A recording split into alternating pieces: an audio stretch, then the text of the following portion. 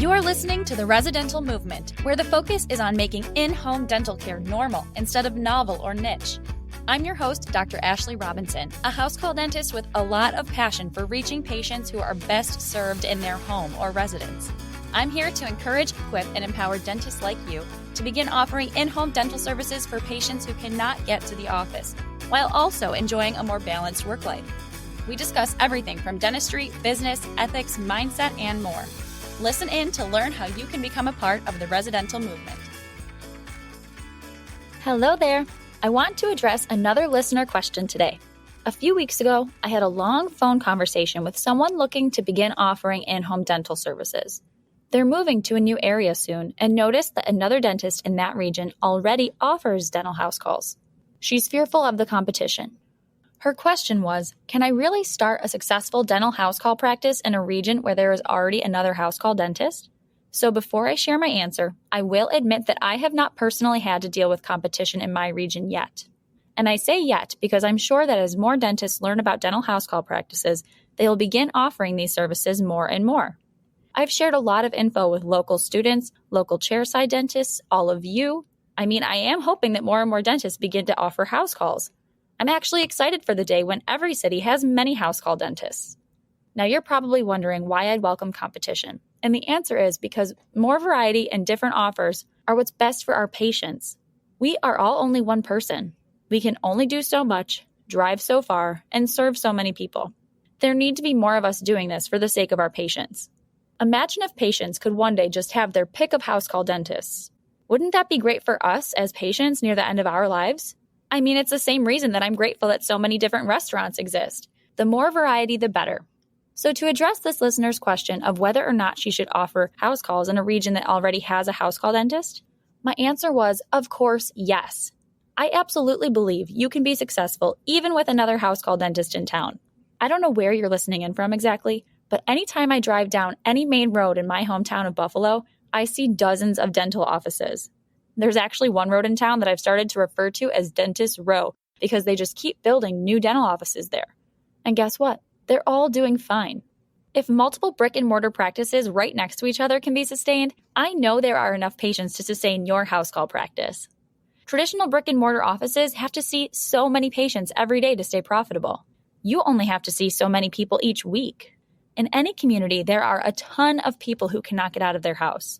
According to the Urban Institute, the number of Americans ages 65 and older will reach 80 million in 2024. The U.S. population is aging. Only more and more people are going to need your services. In order for you to build a successful practice in an area where there's already another house call dentist, you need to reframe your thinking from fear to gratitude. How lucky are you to see the proof of concept in the very region where you're moving? Many dentists begin in communities where the house call model has never even been proven. You can also be grateful that you have another experienced colleague in your region who likely has a lot in common with you. Begin to view the other dentist as a colleague, not a competitor. They're on the same mission as you. That's a huge gift right there. What a blessing to befriend another dentist who cares about older adults, patients with disabilities, or other people who can't leave their home. In order for someone to dedicate their life to that work, they must be a pretty special person. They're not going to bore you by getting into the weeds about some new implant product and talk about how quickly they can produce X number of dollars and blah, blah, blah. You might have some awesome conversations and make a lifelong friend here. My recommendation is to get to know this colleague in your area and learn from them. Maybe they're looking to reduce their driving radius and they can gladly offer you some patience to get started. Maybe they know some members of the community that they'll connect you with. They may be willing to help you. Most dentists I know are incredibly open and willing to teach. I've had a number of dentist mentors open their books to me or offer advice. I even had dentists gift me some instruments when I was first starting at Comma Dental. Dentistry is a profession with a long-standing tradition of mentorship and cooperation. Maybe you can already tell, but I am not a competitive person. I think competition is degrading. I've always strived to do my best and pursue my goals or passions, but outperforming someone else has never been a priority of mine. I'm on my own mission, and so are you, so I think it would be helpful to assume that mindset. Don't view colleagues as competitors. You may have supportive colleagues or threatening, rude colleagues, but you don't have competitors. Now, if befriending this local colleague isn't an option because they view you as a competitor and they feel threatened, then just get started on your own. They lost an opportunity to get to know you, and that's very sad for them. In time, you will learn everything that they know, even without their help. You can start off by using some residential movement resources. First, check out our free guide called A Day in the Life of a House Call Dentist at residentialmovement.com/a-day-in-the-life.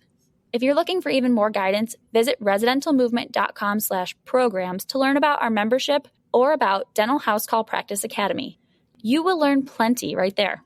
I know competition seems scary, but do not underestimate your unique value to your patients.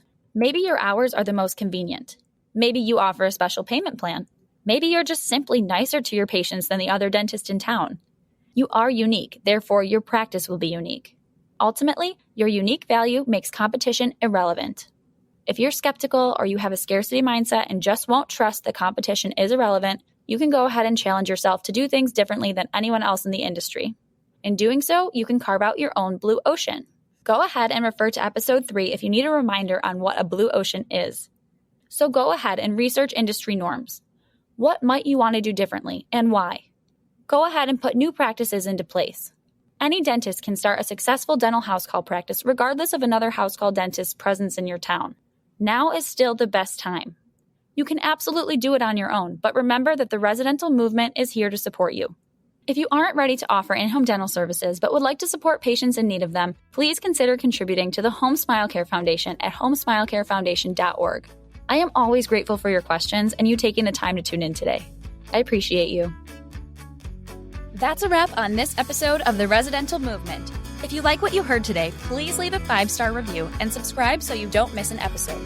If you know someone who could benefit from this information, please share this with them. All of these actions help fuel the residential movement. Visit residentialmovement.com for show notes and for access to any links referenced in this episode. Thanks again for listening, Doc. Keep up the good work.